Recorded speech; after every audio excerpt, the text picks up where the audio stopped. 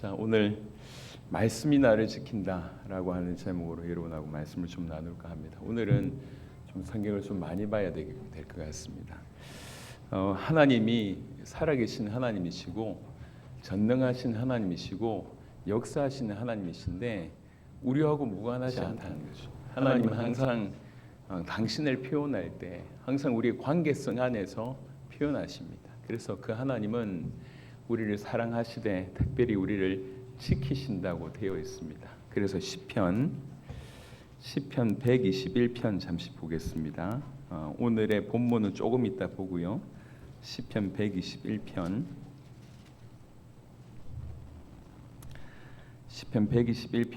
1절부터 8절 제가 보겠습니다. 내가 산을 향하여 눈을 들리라. 나의 도움이 어디서 올까? 나의 도움은 천지를 지으신 여호와께서로다. 여호와께서 너를 실족하지 아니하게 하시며 너를 지키신 이가 졸지 아니하시리로다. 이스라엘을 지키신 이는 졸지도 아니하시고 주무시지도 아니하시리로다. 여호와는 너를 지키시는 이시라. 여호와께서 내 오른쪽에서 내 그늘이 되시나니 낮에 해가 너를 상하게 하지 아니하며 밤에 달도 너를 해치지 아니하리로다. 여호와께서 너를 지켜 모든 환난을 면하게 하시며 또 내 영혼을 지키시리로다. 여호와께서 너의 출입을 지금부터 영원까지 지키시리로다. 아멘. 여러분 말씀을 대할 때 이 말씀을 부분적으로 섭취하지 마세요. 그러니까 내가 이해되는 것만 믿고 그렇지 않은 것은 밀어내는 것은 그건 우리 안에 있는 잘못된 복음에 반하는 모습입니다. 우리가 하나님을 믿을 때 그분의 전부를 믿으셔야 돼요. 그분의 전부를 믿으시고 특별히 변치 않는 그분의 말씀을 믿으세요. 하나님이 우리를 지키신대요. 여기에서 나는 제외일 거다 아니면 열어일 거다라고 하는 생각을 하지 마세요. 그 속임은 우리 안에 있는 속임수이기도 하지만 그렇게 말씀을 믿지 못하도록 끊임없이 사단이 그 일을 하는 것이고 우리 안에 죄가 그 일을 하는 것입니다. 그러니까 단호히 거부하시길 바랍니다. 오히려 하나님 말씀하시는 것에 대해서 아멘으로 받으시길 바랍니다. 우리 주님이 우리를 지키시는데 이렇게 지키신다고 얘기합니다. 졸지도 않으시고 주무시지도 않으시고 그리고 이제 항상 그늘이 되시면서 우리를 지키신다. 이게 우리의 하나님이십니다. 나의 하나님은 이렇습니다. 이게 지금 하우링이 계속 들리는 것 같은데, 그죠? 메시지가 집중이 안 되네. 저쪽인가? 안 들려요? 들으시는 분이 괜찮으시면 괜찮습니다. 그리고 시편 또 한 구절 보겠습니다. 시편 17편 8절 보겠습니다. 시편 17편 8절. 여러분 이거는 그냥 저자가 자기만을 위해서 기록한 건 아니에요. 하나님이 저자가 이걸 기록하고 하나님이 성경에 허락하신 이유는 전부 다 우리를 위한 것입니다. 그와 연합되어 있는 구원받은 우리에 대한 얘기입니다. 시편 17편 8절도 마찬가지입니다. 나를 눈동자같이 지키시고 주의 날개 그늘 아래에 감춘다고 얘기를 하십니다. 눈동자같이 지킨다. 여러분 눈이 깜빡이는 게 1분에 평균적으로 15번 내지 20번을 깜빡인다. 이렇게. 왜 깜빡이죠? 이 안에 적정한 수분을 유지하고 먼지나 이물질을 이렇게 배출하기 위해서 계속 깜빡입니다. 이게 평균적으로 하루에 15,000번 정도 깜빡여요. 15,000번을 깜빡이면서 눈 동자를 지키는 거예요. 이 눈 깜빡입니다. 그러니까 하나님이 우리를 지키신다고 하는 표현을 이렇게 표현합니다. 너무나 세밀하게, 너무나 하나님은 지키시는 하나님이십니다. 하나님은 전능하신 하나님이고, 하나님은 살아계신 하나님이고, 하나님이 역사하시는 하나님이신데, 하나님은 우리를 지키시는 하나님이세요. 그 하나님이 우리에게 말씀을 주신 거예요. 약간 시편 12편 잠시 보겠습니다. 시편 12편 짧은 구절이지만 한번 보겠습니다. 여호와여 도우소서. 경건한 자가 끊어지며 충실한 자들이 인생 중에 없어지나이다. 그때나 지금이나 마찬가지 아닙니까? 다윗이 하는 얘기요. 세상을 바라보니까 경건한 자가 점점 없어지고 하나님 앞에 신실한 자들이 인생 중에서 없어지고 있대요. 그때도 그렇고 지금도 그렇잖아요. 그들이 그 인생들이 이웃에게 각기 거짓을 말하며 아첨하는 입술과 두 마음으로 말하는도다. 여호와께서 모든 아첨하는 입술과 자랑하는 혀를 끊으시리니 그들이 말하기를 우리의 혀가 이기리라. 우리의 입술은 우리의 것이니 우리를 주관할 자 누구리요 함이로다. 그렇게 말한다는 거예요. 많은 세상 사람들이 지금도 그렇지 않습니까?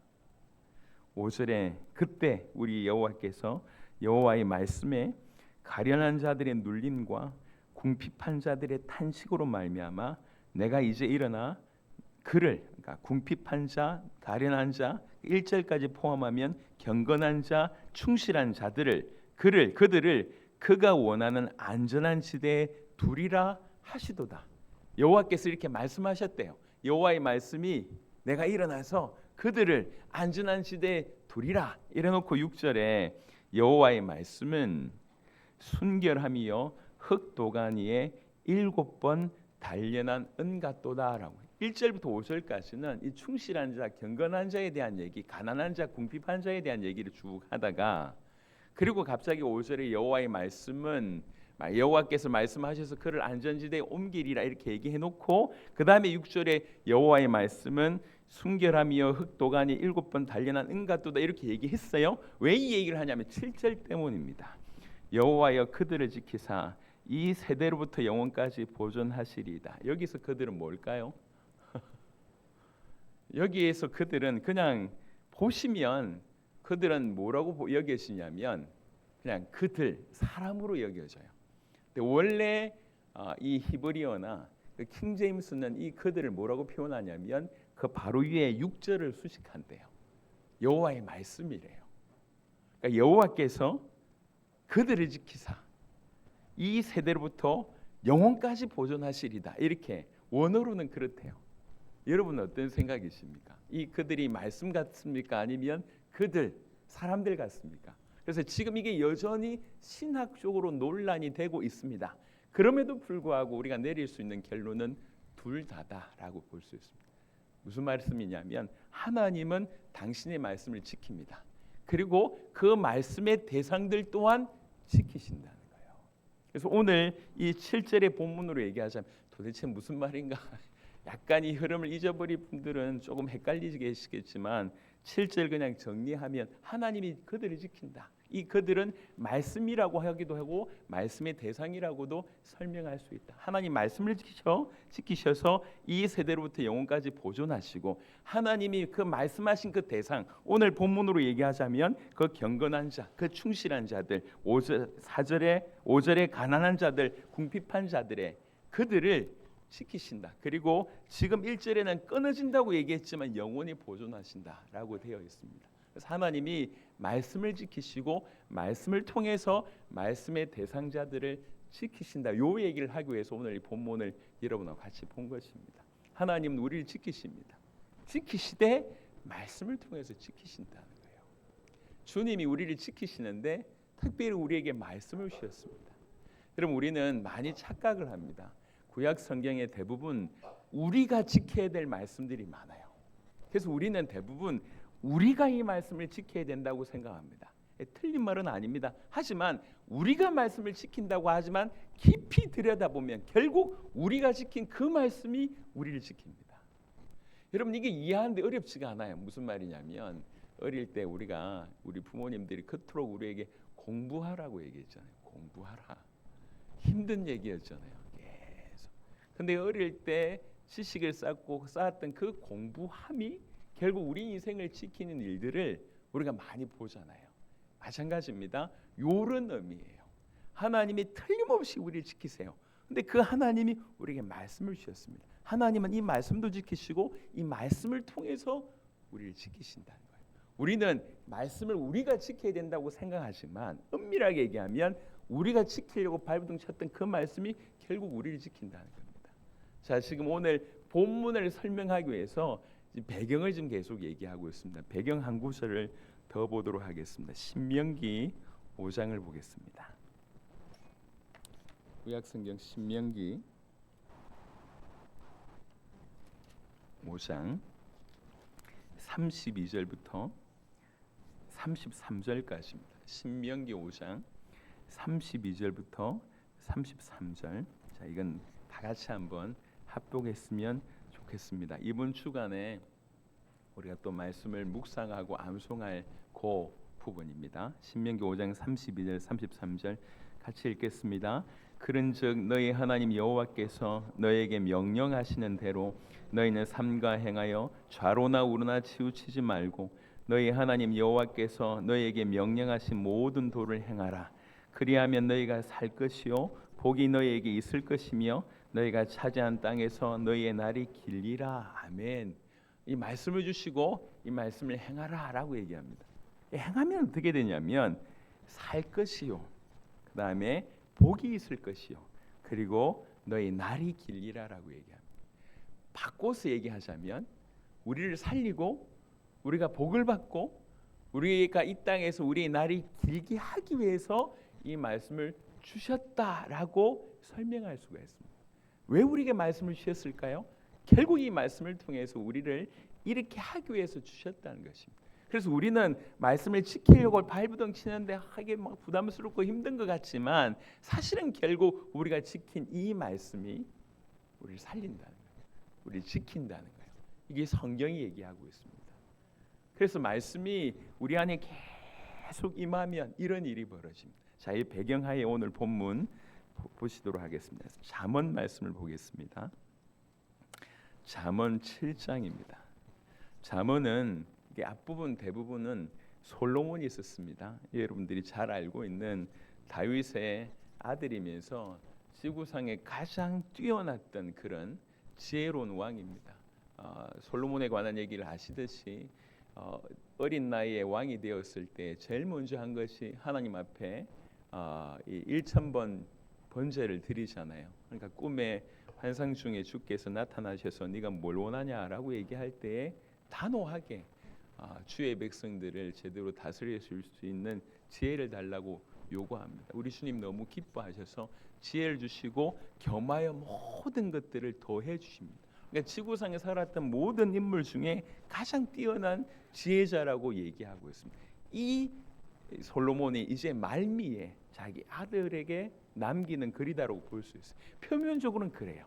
표면적으로는 그렇지만 사실 그 글을 통해서 궁극적으로 누구에게 얘기하고 있냐면 그리스도 예수 안에 있는 형제들인 우리에게 얘기하고 있습니다. 하나님이 그렇게 행하신 거예요. 잠언 7장에 보시면 잠언 7장에 내 아들아 내 말을 지키며 내 계명을 간직하라. 내 계명을 지켜 살며 내 법을 네 눈동자처럼 지키라. 이것을 네 손가락에 매며 이것을 네 마음판에 새기라. 그러니까 솔로몬의 말이기도 하지만 솔로몬 입술을 통해서 이거는 이중적인 의미가 있는 거죠. 하나님이 우리에게 주신 말씀으로 받아들이면 됩니다. 그러니까 내 말이라고 얘기할 때 하나님 말씀인 거죠. 내 말을 지켜라. 하나님 말씀을 지켜. 여기 보면 지키며 지켜 지키라. 이게 세 번 등장합니다. 계속 내 아들아 내 말을 지키며 내 계명을 간직하라. 내 계명을 지켜 살며 내 법을 내 눈동자처럼 지키라. 이것을 네 손가락에 매며 이것을 네 마음판에 새기라. 여러분 말씀을 이렇게 깊이 받고 지키는 것이 사실은 너무 중요합니다.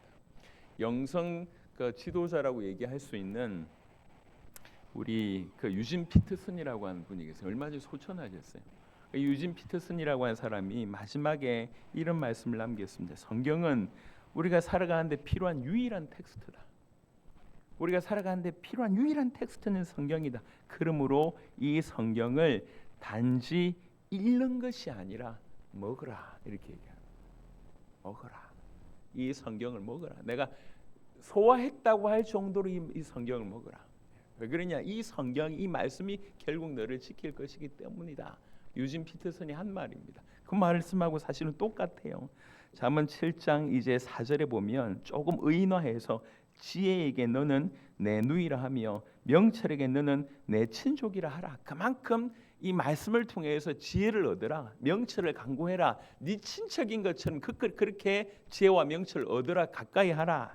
그리하면 5절에 그리하면 이것이 뭐죠? 지혜와 명철이 이것이 지혜와 명철 또한 하나님의 말씀을 얘기합니다. 이것이 너를 지켜서 음녀에게 말로 호리는 이방 여인에게 빠지지 않게 하리라 라고 되어 있습니다. 젊은 청년인 아들이 이렇게 방탕하지 않게 하리라 라고 얘기합니다. 이것에 대해서 그냥 쭉 얘기하는데 그냥 읽어봐도 좀 이해가 될 부분입니다. 그냥 편안하게 한번 읽어보겠습니다.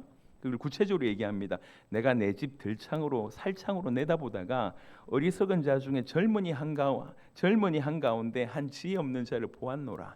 그가 거리를 지나 음녀의 골목 모퉁이로 가까이하여 그의 집 쪽으로 가는데 저물 때 황혼 때 깊은 밤 흑암 중에라. 언제 가냐? 요때 간다는 거예요. 쓸쓸할 때, 어두울 때 이때 간다. 이때 찾아간다는 거예요. 지혜 없는 젊은이가, 올바른 지혜를 가지지 못하는 젊은이가 그때에 기생의 옷을 입은 강교한 여인이 그를 맞으니 이 여인은 떠들며 완악하며 그의 발이 집에 머물지 아니하여 어떤 때에는 거리 어떤 때에는 광장 또 모퉁이마다 서서 사람을 기다리는 자라 막 이렇게 돌아다닌다는 거예요. 그 여인이 그를 붙잡고 그에게 입맞추며 부끄러움을 모르는 얼굴로 그에게 말하되 내가 화목제를 드려 서원한 것을 오늘 갚았노라. 이러므로 내가 너를 맞으려고 나와 네 얼굴을 찾다가 너를 만났도다. 간증하는 거예요. 내가 사실 종교적인 이유를 대면서 화목제에 뭘 드렸고 뭐 서원했는데 하나님 갚으셨다. 막 그러고 있는데 네가 나타났다. 종교적인 이유, 뭐 교회에 대한 얘기, 신앙적인 얘기를 끄집어내면서 꼬시는 겁니다. 내 침상에는 요와 애굽의 문이 있는 이불을 폈고 모략과 침량과 계피를 뿌렸노라. 오라 우리가 아침까지 흡족하게 서로 사랑하며 사랑함으로 희락하자. 남편은 집을 떠나 먼 길을 갔는데 오늘 밤에 우리 집에 가면 된다. 내 남편 먼 길 갔다. 은 주머니를 가졌은즉 보름날에나 집에 돌아오리라 하여 돈 빵빵하게 가지고 갔어. 그러니까 올 그게 없어. 그러니까 오자. 우리 집에 와. 여러 가지 고운 말로 유혹하며 입술에 호리는 말로 깨물어 젊은이가 곧 그를 따랐으니 소가 도수장으로 가는 것 같고 미련한 자가 벌을 받으려고 쇠사슬에 매이러 가는 것과 같도다. 필경은 화살이 그 간을 뚫게 되리라. 새가 빨리 그물로 들어가되 그의 생명을 잃어버릴 줄을 알지 못함과 같으니라. 이러면 이렇게 예를 딱 들어놓고 이제 아들들아 내 말 듣고 내 입에 말에 주의하라. 네 마음이 음녀의 길로 치우치지 말며 그 길에 미혹되지 말지어다. 대저 그가 많은 사람을 상하게 하여 엎드러지게 하였나니 그에게 죽은 자가 허다하니라. 그의 집은 소홀의 길이라 사망의 방으로 내려가느니라. 이 음녀를 누굴 얘기합니까? 이 이방 여인이 누구입니까? 이 음녀와 이방인은 사단을 얘기하고 죄를 얘기합니다. 기가 막히게 지혜 없는 젊은이를 붙들고 끌고 간다는 거. 이길 능력이 없어요. 이길 힘이 없어요. 이런 얘기를 쭉 하면서 앞에 얘기하는 겁니다. 그러니 너는 내가 하는 말을 깊이 지켜라. 새겨라. 그래놓고 하는 말이 이 지혜와 이 명철이 너를 지킬 것이다. 우리 이 땅을 살아가면서 이런 음녀 같은 이방 여인 같은 엄청난 공격들이 들어올 건데 뭐가 지킬 거냐? 지혜와 명철이 너를 지킬 것이다. 그 하나님 말씀이 너를 지킬 것이다. 사실 6장 20절하고도 20절부터 35절도 동일한 말을 하고 있는데 조금 더 설명드리면 6장 20절에 보면 내 아들아 네 아비의 명령을 지키며 네 어미의 법을 떠나지 말고 그것을 항상 내 마음에 새기며 네 목에 매라. 무슨 말입니까? 하나님 말씀을 그렇게 하라는 거야. 그것이 네가 다닐 때에 너를 인도하며 네가 잘 때에 너를 보호하며 네가 깰 때에 너와 더불어 말하리니. 이 하나님의 말씀이 네가 다닐 때 너를 인도하고 네가 잘 때 너를 보호하고 네가 깰 때 더불어 말할 것이다. 그러면서 대저 명령은 등불이요 법은 빛이요 훈계의 책망은 곧 생명의 길이라. 다양한 말씀들의 표현입니다. 하나님의 말씀이 등불이고 빛이고 생명의 길이다. 이것이 너를 지켜 악한 여인에게 이방 여인의 혀로 호리는 말에 빠지지 않게 하리라. 네 마음에 그의 아름다움을 탐하지 말며 그 눈꺼풀에 홀리지 말라. 그렇게 된다는 거예요. 그렇게 이렇게 우리를 꼬시고 우리를 넘어뜨리게 하는 부분에 우리 이길 수가 없다는 겁니다. 하나님의 말씀이 우리를 지킵니다. 우리가 하나님의 말씀을 지키려고 막 발부둥 칠 때 사실 이게 쉽지 않거든요. 하나님 말씀과 내 마음의 생각이 충돌될 때가 사실은 많습니다. 당장에 하나님 살아계시냐부터, 하나님이 나를 그렇게 사랑해? 자기 아들을 주고 나를 살릴 정도로, 나를 살리기 위해서 자기 아들을 죽여서 나를 살릴 정도로 과연 그 하나님이 그렇게 나를 사랑해? 이게 정말이야? 이게 충돌되잖아요. 성경이 이렇다고 얘기하는데 우리가 그런 사랑을 받아본 적이 없어요. 가족 안에서도 이렇게 저하고 제 아내가 이렇게 바깥에서 손을 잡고 걸어간다고 칩시다. 우리 둘이가 이렇게 손잡고 걸어갈 때 사람들이 뭐라고 생각할까요? 아름다운 부부라고 생각할까요? 여러분 어떻게 생각하십니까? 오늘날 이 서울 바닥에서 저하고 40대 초반에 후반인데 초반에 우리 아내와 50대 초반에 제가 손을 붙들고 저 길거리를 돌아다닌다 칩시다. 여러분 어떻게 생각하십니까? 아름다운 부부라고 생각하십니까? 여기십니까? 지금 분위기가 그런 분위기가 아니잖아요. 정말 안타깝잖아요. 그리고 의외로 많은 사람들이 정신적인 충격을 받을 때 그 주로 정신적인 충격을 가해줬던 주 대상이 누구냐면 가족이에요. 아버지한테 상처를 받았다는 여기 우리 딸들도 앉아 있는데 저는 그런 적이 없어요. 그런데 어느 날 누가 제가 어릴 때 이렇게 그 골프 채로 제가 때렸대 우리 애들을. 그거를 이제 우리 애가 간증을 했더라고. 우리 큰딸이 간증을 했어. 그래 나보고 목사님 뭐 좀 폭력적이시던데요. 골프채로 때린 적이 없어. 골프채 장난감 그 플라스틱이잖아. 이거 완전 다른 얘기 아닙니까? 쟤는 골프채로 받아들이고 나는 플라스틱 가지고 그냥 한 거야. 이게 그러니까 그게 이제 상처를 받았다 이러면 우리는 억울하지. 여하튼 여러분 대부분 가족들 때문에 상처를 받은 거예요. 안 그렇습니까? 우리가요 그냥 이렇게 그러다 보니까 그러니까 가족들끼리 친하게 지내는 거. 여러분 형제들끼리 치고받으면 우리는 뭐라고 얘기합니까? 찐남매라고 하거든. 형제들끼리 치고받으면 형제들끼리 막 친하게 지내면 우리 정서상 저건 건전하지 않다. 둘 중에 한 놈이 모자란 놈일 것이다. 이렇게 우리가 생각한다는 거지. 분위기가 그런 분위기가 아니라는 거. 분위기가 이렇게 됐어요. 안타까운 일이죠. 이런 배경에 살다 보니까 나를 사랑하셔서 나를 대신해서 자기 아들을 죽여? 하나님이 그런 분이야? 이게 충돌되는 거예요. 그러니까 받아들이지 못하는 게 내가 경험한 적이 없으니까. 그러니까 말씀을 받아들일 것이냐 받아들이지 못할 것이냐 이게 내 안에 계속 충돌돼요. 참으로 구원은 언제 일어나냐면 이 말씀에 내가 무릎 꿇을 때 내 생각이 옳은 게 아니구나. 이 하나님 말씀이 맞구나 받아들일 때 그때부터 하나님이 내 안에서 놀랍게 역사하시는 겁니다. 결국 말씀 앞에 우리가 굴복하게 될 때 그런 일이 벌어진다는 거죠. 우리가 말씀을 지킨다는 건 참 쉬운 일이 아닙니다. 말씀을 읽고 말씀을 암송하고 말씀을 묵상하고 말씀이 내 안에 머물게 하는 것이 쉬운 일이 아닙니다. 하지만 분명한 것은 결국 이 말씀이 우리를 지킨다는 거예요. 이 말씀이 얘기하고 있는 그 복음이 우리를 지킨다는 거예요. 이 말씀에서 표현되어 있는 그 하나님이 우리를 지킨다는 거예요. 잠언서 2장에 보면 그런 부분을 조금 자세하게 설명했습니다. 잠언서 2장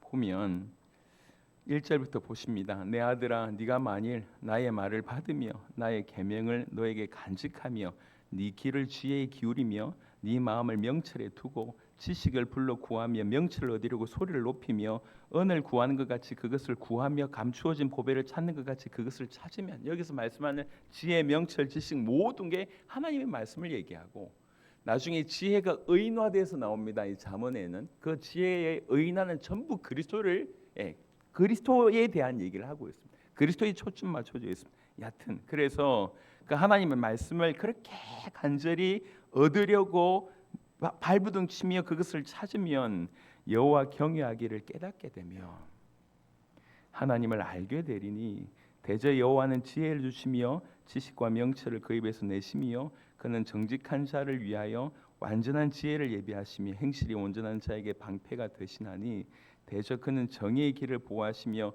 그의 성도들의 길을 보존하려 하심이니라. 그런즉 네가 공의와 정의와 정직 곧 모든 선한 길을 깨달을 것이라. 어찌하면 이렇게 된다는 겁니까? 지혜를 그렇게 구하면 사모하면, 하나님 말씀을 구하면, 사모하면 그렇게 된다는 겁니다. 10절에 제가 드리고자 하는 구절은 이 구절이었습니다. 곧 지혜가 네 마음에 들어가며 지식이 네 영혼을 즐겁게 할 것이다.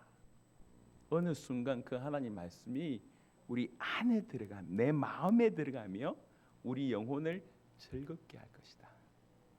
근신이 너를 지키며 명철이 너를 보호하여 악한 자의 길과 폐역을 말하는 자에게서 건져내리라. 이 말씀이 우리 안에 들어가서 우리를 이기는 거예요. 우리 마음을 이기는 거예요. 내 영혼을 즐겁게 하는 겁니다. 그 말씀이 우리 생각을 주장하고 우리 판단을 주장하고 우리 감정을 주장하는 쪽으로 우리를 끌고 간다는 거예요. 16절에 보시면 지혜가 또 너를 엄녀에게서 말로 호리는 이방 계집에게서 구원하리니 20절에 지혜가 너를 선한 자의 길로 행하게 하며 또 의인의 길을 지키게 하리니. 우리가 말씀을 구하고 우리가 말씀을 지키고자 하는 말씀이 우리 안에 머물러서 말씀이 결국은 나를 이기고 그 말씀 따라 살려고 발부둥치는 적지 않은 이런 내적인 씨름들이 결국 나중에 열매가 맺어져서 이 말씀이 우리 마음에 심중에 들어가고 내 영혼을 즐겁게 하는 거예요. 기쁘게 하는 거예요. 말씀 때문에 기쁜 거예요. 환경이 아니라 말씀 때문에, 그 말씀이 얘기하는 복음 때문에 기쁜 거예요. 그게 점점 내 생각을 점점 사로잡게 된다는 것입니다. 그런 자는 여러 많은 유혹들과 어려움을 능히 이겨낼 수 있다고 얘기하고 있습니다.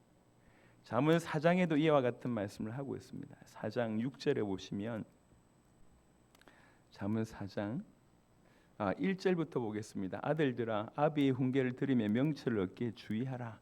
내가 선한 도리를 너에게 전하노니 내 법을 떠나지 말라. 나도 내 아버지에게서 아들이었으며, 아버지 누구였습니까? 다윗의 아들이었으며 내 어머니의 보기에 유약한 외아들이었노라. 사실 다윗과 바세바를 통해서는 자녀가 많이 났습니다. 하지만 첫째 아들이잖아요. 그런 의미로 외아들이었다고 얘기합니다. 아버지가 내게 가르쳐 이르기를, 그 다윗이 자기에게 얘기했대요.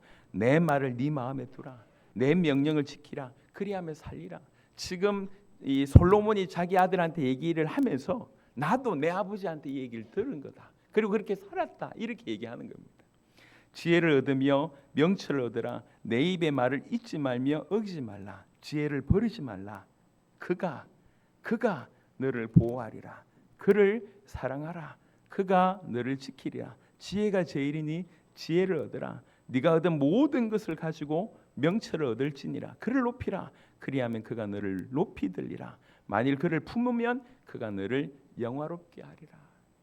하나님의 말씀이고 말씀이 뜻하는 그리스도의 이중적인 의미가 이 안에 다 들어 있습니다. 우리가 그리스도를 높이면 그가 우리를 높일 것입니다. 우리가 말씀을 높이면 그 말씀이 우리를 끌고 올라갈 것입니다. 하나님의 말씀을 우리가 지킨다고 하지만 사실상은 그 말씀이 우리를 지킨다고 성경에 계속 얘기하고 있습니다. 이 말씀이 지킵니다. 그래서 이 말씀이 우리 안에 들어와서 말씀이 나를 이기고 나를 붙들기 시작하면 이 말씀이 우리를 계속 지켜가는 겁니다. 시편 119편에 보시면 시편 119편 50절에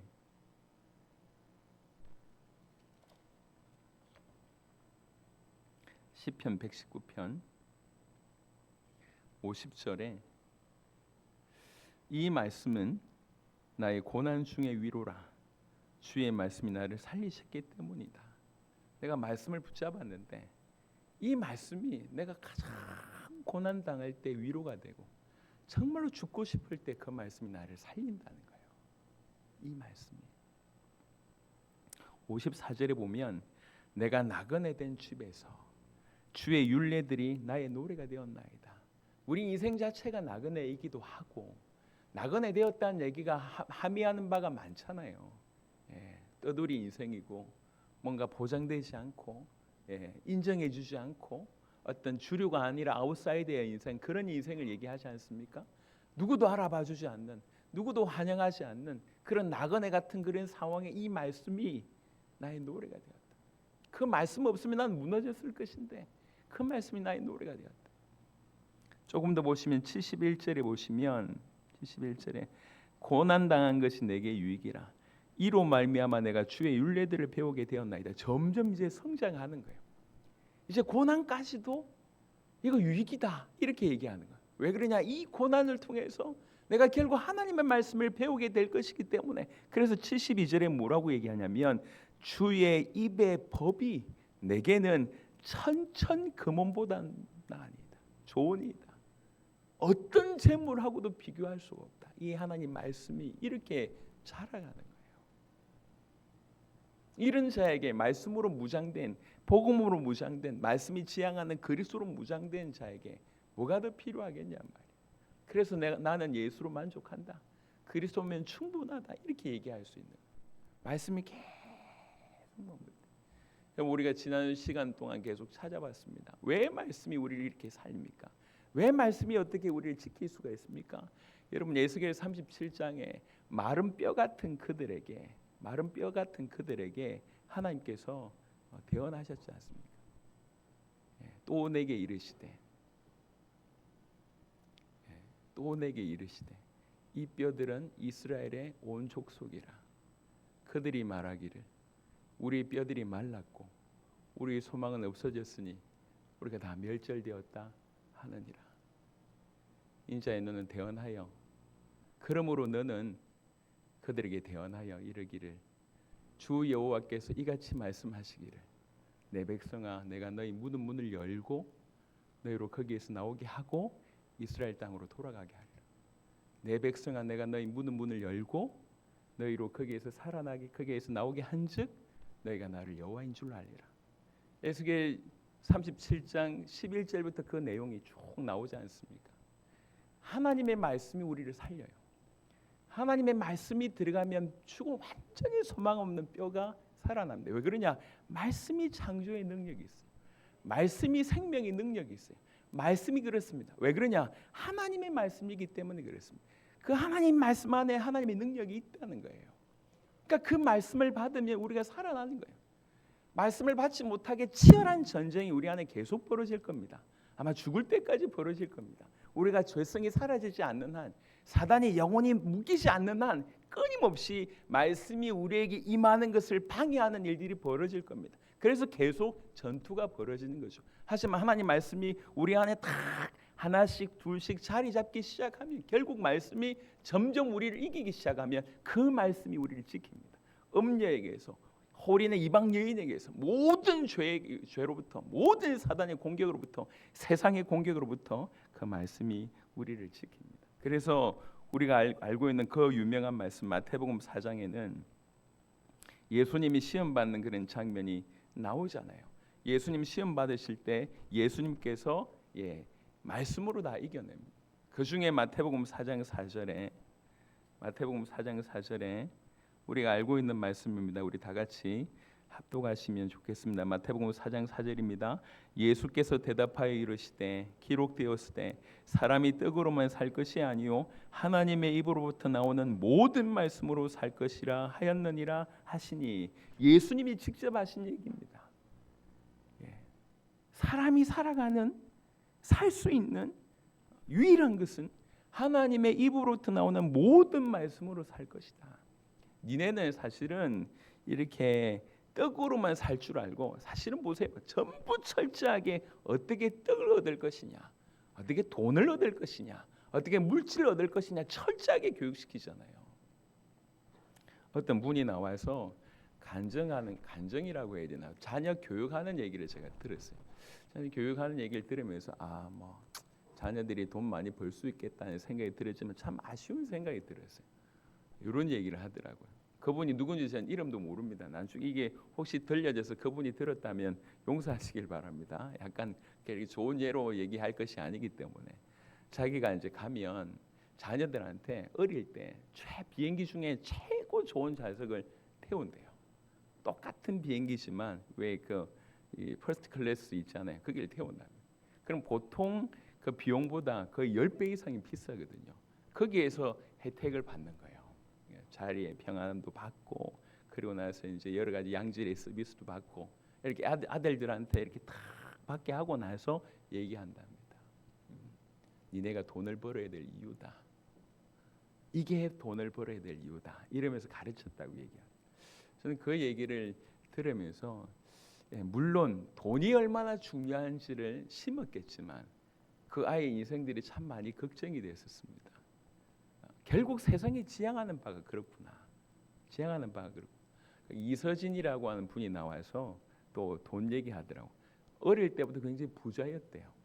부자였는데 그때도 당신의 동전 이렇게 전화기가 있었대요. 동전 전화기가 있는데 할아버지가 은행장인가 그랬대. 그런데 40원이 동전 그거 전화 비용이었는데 100원을 넣었대요. 100원을 넣고 전화하다가 할아버지한테 들킨 거예요. 전화기로 맞았대. 맞았대. 그 60원 날라가니까 그것 때문에 맞았다고 얘기하더라고요. 그럼 어릴 때부터 돈 있는 사람들이 더 짠돌이라고 얘기하면서 이제 우스갯소리로 얘기를 하면서 야, 돈이 얼마나 소중한지를 가르치기 위해서 그렇게 하는구나. 그런 생각들이 많이 들었습니다. 사람들은요, 떡으로만 살 줄 알아요. 떡이 전부인 줄 알아요. 그래서 떡 먹기 위해서 발버둥 치는 겁니다.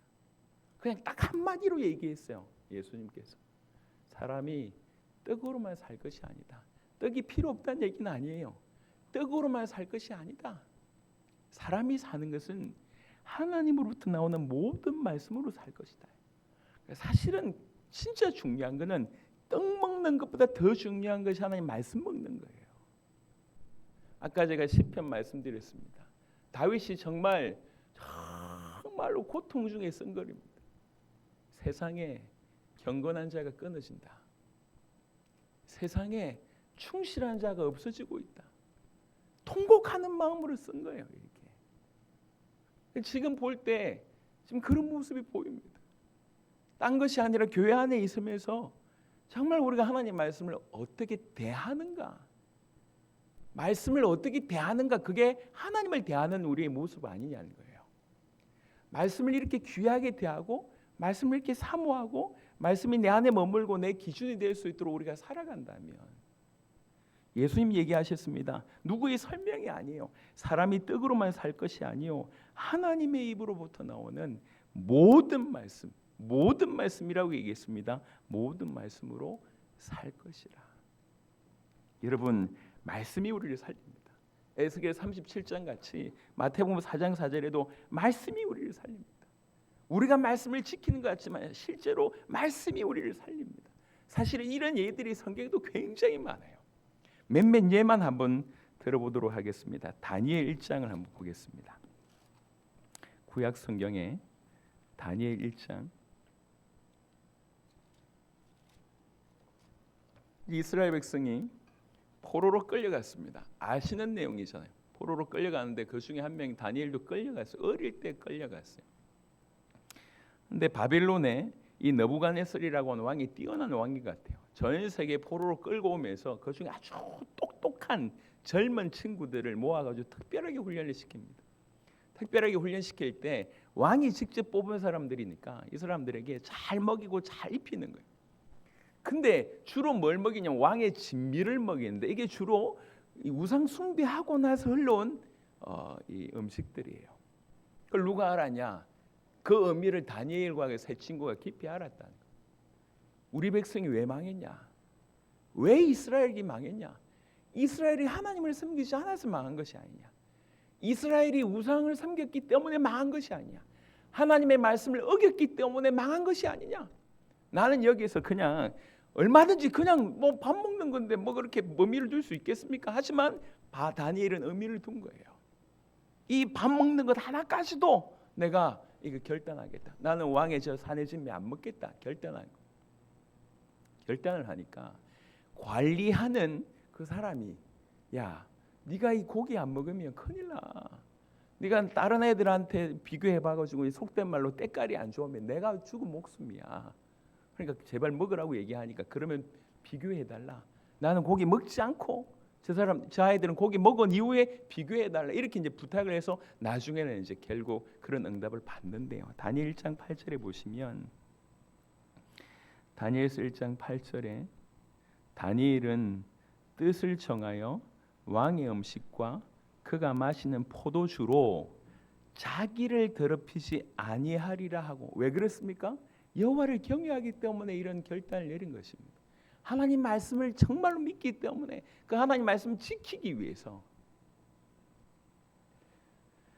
하고 자기를 더럽히지 아니하도록 환관장에 구하니 하나님이 다니엘로 하여금 환관장에 큰 은혜와 긍휼을 얻게 하신지라 이렇게 되어 있습니다. 이렇게 다니엘이 이런 중심으로 살게 됩니다. 여러분 나중에 다니엘이 어떻게 되는지 아시지 않습니까? 결국 하나님께서 특별히 다니엘에게 역사하셔서 그 나라의 왕 다음 자리까지 다니엘을 끌어올립니다. 하나님께 하나님의 말씀이기 때문에 그 말씀 앞에 그 누구도 이런 생각을 안 해요. 잡혀갔던 수많은 사람들 중에는 제사장도 있었을 것이고 백성들의 지도자들도 있을 것이고 율법학자들도 있을 것이고 수많은 사람들이 있었을 것인데 이 어린 청년 나이가 몇 살인지도 모르겠어요. 이 어린 아이의 그 마음을 품은 거예요. 우리나라가 왜 망했냐? 우리 민족이 왜 망했냐? 하나님을 아는 민족이 왜 망했냐? 우리가 하나님 말씀 지키지 않아서 망한 거 아니냐? 우리가 우상 숭배해서 망한 것이 아니냐? 그런데 이런 상황에 내가 지금 내 배부르겠다고 저 우상 숭배했던 그 재물을 내가 먹어야 되겠냐? 이거는 남들은 뭐라고 할지 모르겠지만 자기에게는 너무나 중요한 싸움인 거예요. 누가 뭐라고 하지도 않았어요. 꼭 그래야 한다는 법도 없어요. 하지만 하나님을 너무 사랑하니까 하나님 말씀 앞에 서보니까 이건 그냥 넘어가야 될 문제가 아니라 자꾸 걸리는 거예요. 양심에 하나님 말씀에. 그래서 얘기하는 겁니다. 결단한 자기를 더럽히지 않도록 내가 왕의 고기와 포도주로 내가 더럽히지 않겠다 결단한 거. 요거를 우리 하나님이 보신 거죠. 말씀 지키려고 발부둥 치는 그 귀중한 어린 젊은 청년 청소년이 할 수 있는 친구들 본 거예요. 그래서 여러분 아시듯이 이 사람을 높이 세우십니다. 출애굽기에는 또 이런 구절이 있습니다. 전혀 다른 이름 없는 사람에 대한 내용입니다. 출애굽기에 1장에 보시면 이스라엘 백성이 이제 애굽에 끌려 들어갔잖아요. 그럼 시간이 원래 들어갈 때는 요셉이 애굽 총리가 되어서 애굽 사람들을 다 살려줬잖아요. 다 흉년 들어가지고 죽을 수밖에 없는데 요셉 때문에 애굽 사람들 다 살렸을 뿐만 아니라 그 주변에 있는 수많은 나라의 재물들을 양식을 확보해가지고 양식과 재물을 팔다 보니까 엄청난 떼부자가 되게 했어요. 그러니까 애굽의 왕과 모든 애굽 사람들이 요셉을 좋아할 수밖에 없죠. 그 배경에 요셉의 가족들이 이제 애굽의 고센 땅에 머물게 됩니다. 그리고 나서 약 400년이 지납니다. 왕조가 몇 번 바뀌게 돼요. 나중에 이제 이 요셉을 알지 못하는 왕들이 세워지기 시작합니다. 400년이 지났으니까 그 사이에 70명으로 들어갔던 이스라엘 백성들은 남자들만 싸움할 만한 남자들만 60만 명이 됐어요. 적게는 200만 명, 많게는 400만 명 정도로 볼 수가 있습니다. 노인들과 어린아이들, 여자들까지 포함하면 그런 숫자이죠. 그 정도 숫자로 불어났어요. 애굽 사람들 입장에서는 굉장히 한편으로는 굉장히 좋은 노동력이지만 잘못하면은 자기 민족을 망하게 할 수 있는 그런 민족이 된 거예요. 그래서 극하게 핍박을 합니다. 그래서 뭐라고 얘기하냐면 히브리 산파에게 애를 받아주는 그 산파에게 얘기합니다. 애 낳을 때에 여자이면 살리고 남자이면 죽이라고 얘기합니다. 그 명령을 히브리 산파들이 받았어요. 출애굽기 1장 17절에 보니까 15절부터 보겠습니다. 출애굽기 1장 15절. 애굽 왕이 히브리 산파 십부라라 하는 사람과 부하라 하는 사람에게 말하여 이르되 너희는 히브리 여인을 위하여 해산을 도울 때에 그 자리를 살펴서 아들이거든 그들을 죽이고 딸이거든 살려두라라고 얘기합니다. 왕이 직접 얘기합니다. 그러나 산파들이 하나님을 두려워하여 애굽 왕의 명령을 어기고 남자 아기들을 살린지라. 이 구절이 굉장히 중요한 겁니다. 뭐라고 얘기합니까? 산파들이 하나님을 두려워하여 애굽 왕의 명령을 어기고 되어 있습니다. 눈에 보일 때 애굽 왕은 그냥 그 자리에서 사람을 죽일 수 있는 사람이잖아요. 그 왕의 명령을 직접 받았는데 이 왕의 명령보다 하나님의 명령을 더 귀하게 여기. 하나님의 명령, 하나님을 두려워한 거야. 하나님을. 애굽 왕이 산파를 불러 그들에게 이르되 너희가 어찌하여 이같이 남자 아기들을 살렸느냐? 산파가 바로에게 대답하되 히브리 여인은 애굽 여인과 같지 아니하고 건장하여 산파가 그들에게 이르기 전에 해산하였더이다 하매 거짓말하는 거예요. 아니 이 히브리 여인들이 몸이 너무 좋고 너무 건강하다. 그래서 출산한다는 소식을 듣고 막 가서 도우려고 가보니 이미 나았더라. 이렇게 거짓말하는 거예요. 하나님이 그 산파들에게 은혜를 베푸시니 그 백성은 번성하고 매우 강해지니라. 그 산파들은 하나님을 경외하였으므로 하나님이 그들의 집안을 흥왕하게 하신지라. 하나님 말씀을 지켰는데 결국 말씀이 이들을 지킬 뿐만 아니라 보존하게 하는 그런 일을 행하십니다. 예레미야에 하나님이 특별히 인정하신 어떤 소수 가문이 나옵니다. 이 소수 가문을 하나님이 직접 언급했다는 것이 사실은 굉장히 충격인데요. 예레미야 35장 보겠습니다.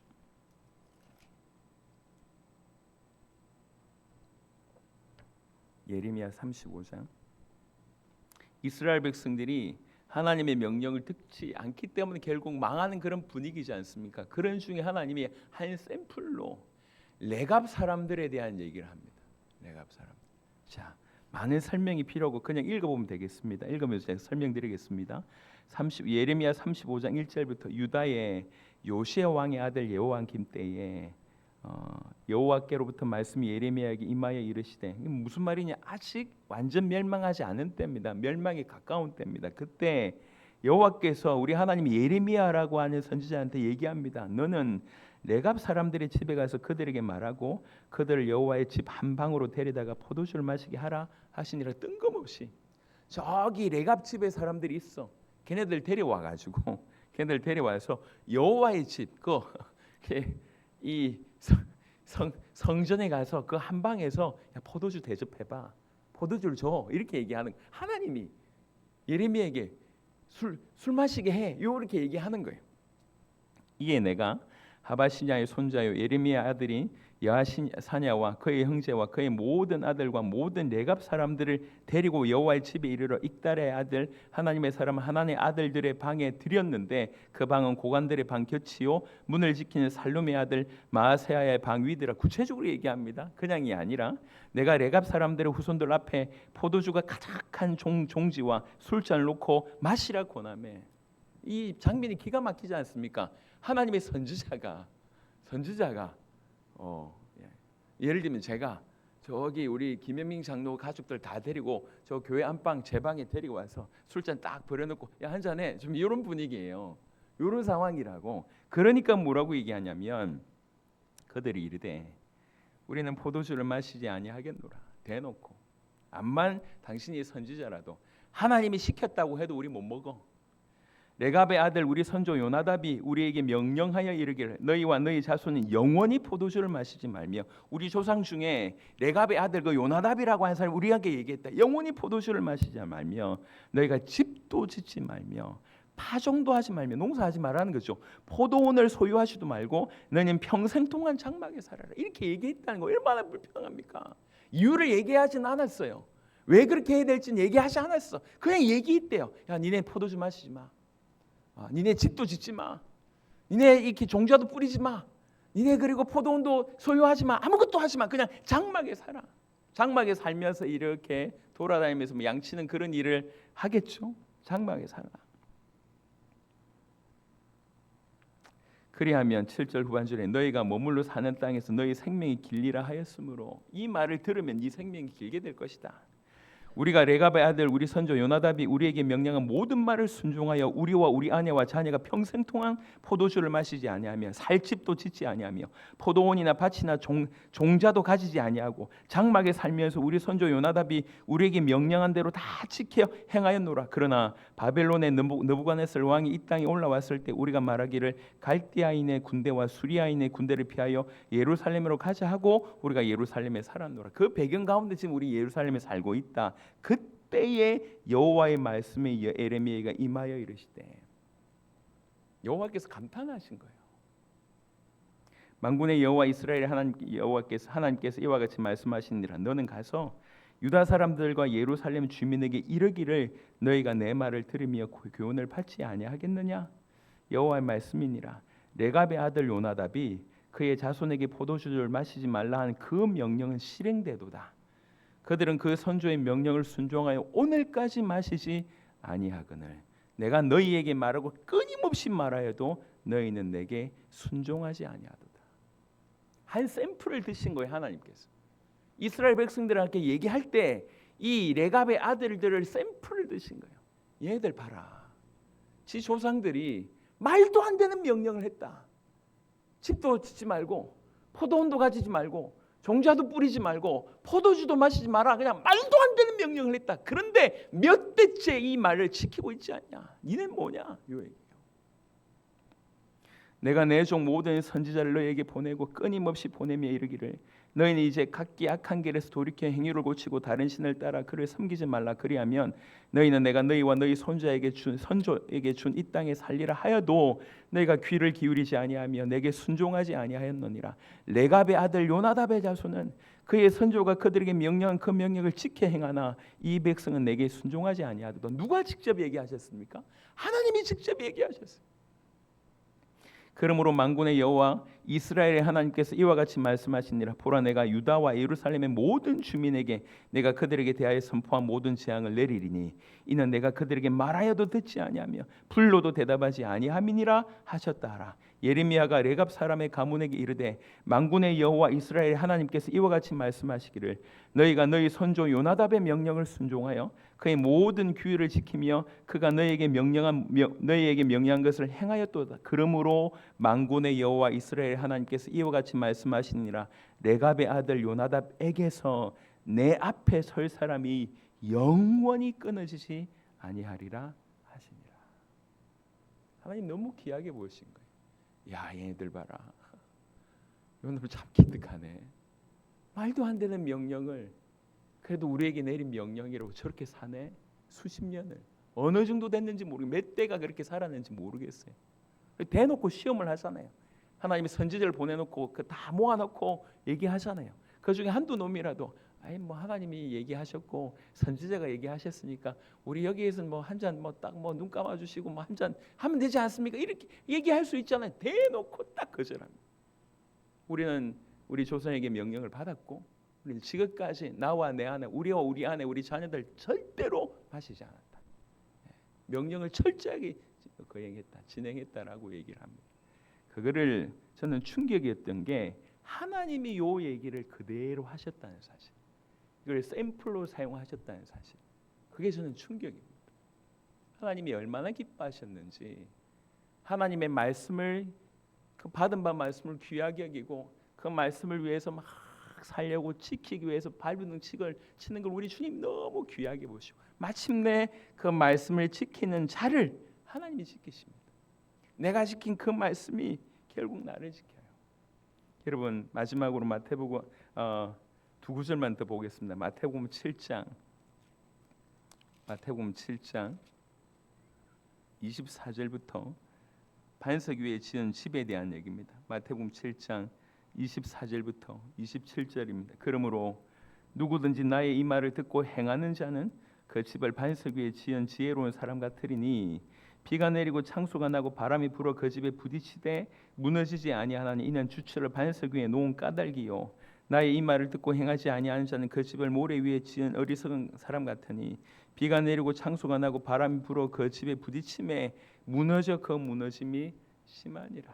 아멘. 여러분 반석 위에 지은 집과 모래 위에 지은 집은 평상시에는 차이가 없어요. 평상시에는 모릅니다. 훨씬 더 모래 위에 지은 집이 쉽죠. 전혀 평상시엔 표가 안 납니다. 근데 언제 표가 나냐면 비가 내리고 창수가 나고 바람이 불어 그 집에 부딪힐 때, 요때 여러분 인생에는 이런 때가 많습니다. 이런 때가 많이 일어납니다. 휘청휘청거릴 만한 엄청난 일들이 개인에게, 가정에게, 교회에게, 앞으로 시대와 민족과 나라에 들이닥칩니다. 이런 일이 없을 땐 표가 나지 않아요. 하지만 이런 일이 벌어졌을 때 반석 위에 지었냐 모래 위에 지었냐가 확연히 달라집니다. 반석 위에 지은 집은 무너지지 않습니다. 반석 위에 지은 집을 예수님이 얘기하시기를 나의 이 말을 듣고 행하는 자라고 얘기했습니다. 그게 반석 위에 집 짓는 자라고 얘기합니다. 하나님 말씀을 듣고 그 말씀대로 사는 자, 그 말씀대로 행하는 자. 조금 전에 레갑 사람들 얘기하자면 그 말씀을 받고 그 말씀에 순종하는 자. 하나님이 지키십니다. 하나님이 보호하십니다. 그래서 사도행전 20장 마지막 결론적으로 이번에 또 같이 암송할 중요한 부분입니다. 20장 32절 보시면 아주 특별하게 사도 바울이 얘기를 합니다. 사도행전 20장 32절 찾으셨으면 다 같이 합독하도록 하겠습니다. 지금 내가 여러분을 주와 및 그 은혜의 말씀에 부탁하노니 그 말씀이 여러분을 능히 든든히 세우사 거룩하게 하심을 입은 모든 자 가운데 기업이 있게 하시리라. 아멘. 사도 바울이 에베소의 장로들을 불러요. 이게 자기가 지금 이제 예루살렘에 올라가서 잡히면 결국 그 잡힌 결과로 로마까지 합송에 대해서 결국 순교하는 일이 벌어지지 않습니까? 그 예언을 이미 듣고 있어요. 너 올라가면 결박당할 것이다. 너 죽게 된다는 예언을 들었어요. 알고 있어요, 본인도. 그래서 길 중에 저 많이 떨어져 있는 에베소의 지도자들, 장로들을 불러요.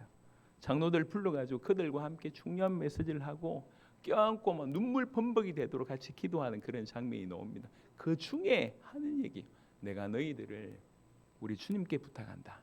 그리고 내가 너희들을 그 은혜의 말씀, 너희가 3년 동안 들었던 그 은혜의 말씀에 부탁한다고 되어 있습니다. 그러니까 그 말씀이 너희를 능히 든든히 세울 것이다.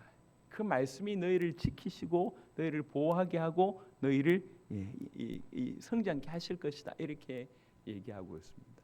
그러니까 주와 및 그 은혜의 말씀이라고 얘기합니다. 여러분, 원래의 제목은 오늘의 제목은 말씀이 지킨다였습니다. 말씀이 지킨다. 그러니까 뭐를 이게 이제 빠져가지고 고민하다가 그냥 말씀이 나를 지킨다 이렇게 얘기했지만 사실은 나뿐만 아니라 말씀이 교회를 지키고 말씀이 세상을 지킵니다. 말씀이 지킵니다. 말씀.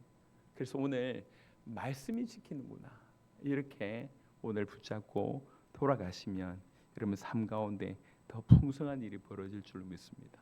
사도행전 20장 32절의 이 구절이 사도 바울이 에베소 장로에게 전했던 이 구절이 오늘 하나님이 저와 여러분들에게 하시는 말씀으로 받으시길 바랍니다. 그래서 정말 말씀이 결국 말씀을 지키는구나. 그래서 말씀이 내 안에 내 마음에 들어가 말씀이 내 영혼을 즐겁게 하는 이런 일들이 무엇보다 중요하구나 깊이 새기시길 바라고 결국 말씀이 지킨다는 것은 말씀이 얘기하고 있는 그리스도가 우리를 지킨다는 것이고 복음이 우리를 지킨다는 것입니다. 그 말씀으로 우리 하나님이 우리를 지킨다는 얘기십니다. 그래서 꼭 기억하시고 절망 중에 있는 분들, 어려움 중에 있는 분들 스스로 객관적인 사실이 아니라 스스로 너무나 힘들고 답이 없다, 죽겠다 이러신 모든 분들에게 말씀을 드립니다. 말씀이 우리를 지킵니다. 그러니 말씀 붙잡는 놀라운 일들이 여러분 가운데 있기를 그리스도 예수 이름으로 축원합니다. 아멘. 같이 한번 기도하도록 하겠습니다. 정말 말씀이 나를 지킨다고 하는 사실을 주님의 말씀을 통해서 나를 또 지킨다고 하는 사실을 깨닫게 하시고 그래서 이 말씀을 지키기 위해서 우리가 또 나아가는 그런 은혜가 있게 해주시고 여러분 오늘 또 주신 말씀 중에 마음에 부딪히는 거 있다면 하나님이 여러분에게 특별히 말씀하신 것입니다. 그 말씀 붙들고 우리 간절히 한 2-3분 정도 우리가 믿음으로 나아갔으면 좋겠습니다. 같이 한번 기도하도록 하겠습니다. 살아계신 주님 감사합니다. 아버지 하나님이여 말씀이 나를 지킨다고 하는 제목으로 오늘 말씀을 나누었습니다. 아버지 하나님이여 알게 하여 주시옵소서. 아버지의 이 말씀의 능력 아버지 말씀의 위력 아버지 하나님이여 말씀이 얼마나 엄청난 것인지를 알 수 있도록 오 하나님 역사하여 주시옵소서. 아버지 하나님이여 세상이 우리를 지키지 않습니다. 없습니다. 아버지 하나님의 살던 사람의 떡이 우리를 지킬 수가 없습니다. 아버지 세상의 여러 가지 육신적인 것들이 우리를 지킬 수가 없습니다. 아버지 하나님 오직 하나님의 말씀이 우리를 지키십니다. 아버지 말씀이 우리를 지킨다고 하는 사실을 깊이 있게 깨달을 수 있도록 역사하시고 아버지 어찌하든지 말씀이 우리 안에 머물고 우리 안에 자리 잡고 우리를 끌고 갈 수 있도록 그렇게 아버지 하나님께 아버지 구할 수 있도록 하나님 역사하여 주시옵소서. 그래서 말씀을 구하고 아버지 말씀을 지키고 말씀을 소유하고 말씀이 우리에게 머물고 말씀이 우리에게 거하기를 사모하는 우리가 될 수 있도록 하나님 역사해 주시옵소서. 말씀을 지키는 아버지 그런 인생을 통해서 그 말씀이 또다시 우리를 지킨다고 하는 사실을 알 수 있도록 하나님 역사해 주옵소서. 한 주간 말씀으로 풍성해지는 우리 모두가 저기에 도와주시옵소서. 말씀을 통해서 우리 모두가 힘을 얻는 귀한 시간 될 수 있도록 하나님 역사하여 주시옵소서. 다니엘처럼 아버지 그 히브리 3파처럼 아버지 하나님이여 그들처럼 하나님의 말씀이 우리를 지키는 산청이 될 수 있도록 하나님 역사해 주시기를 간절히 소원합니다. 할렐루야. 하나님 감사합니다. 당신은 우리를 지키시는 자입니다. 당신이 우리에게 당신의 말씀을 주셨습니다. 우리는 이 말씀을 지킨다고 했지만 실상은 이 말씀이 우리를 지킴을 오늘 다시 한번 깨닫게 되어 너무나 감사를 드립니다. 아버지 하나님 그리하여 정말 이 말씀이 나를 지킨다고 하는 것들을 깊이 깨닫고 더욱 말씀을 지키는 자로 주님을 살아가게 하여 주옵소서. 다니엘처럼 뜻을 정하는 우리가 되게 하여 주옵시고 히브리 3파처럼 왕의 명령보다 하나님을 더 두려워하며 그렇게 하나님 말씀을 지키는 자로 살게 하옵소서.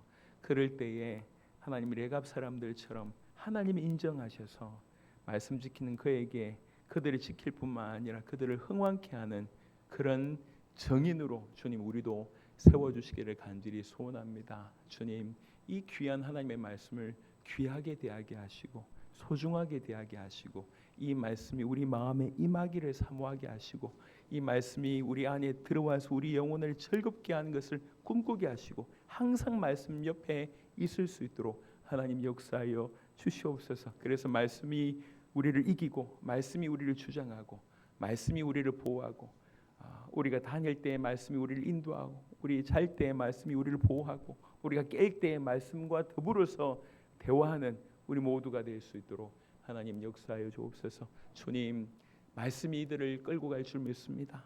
선포된 말씀이 이들을 주장할 줄 믿습니다.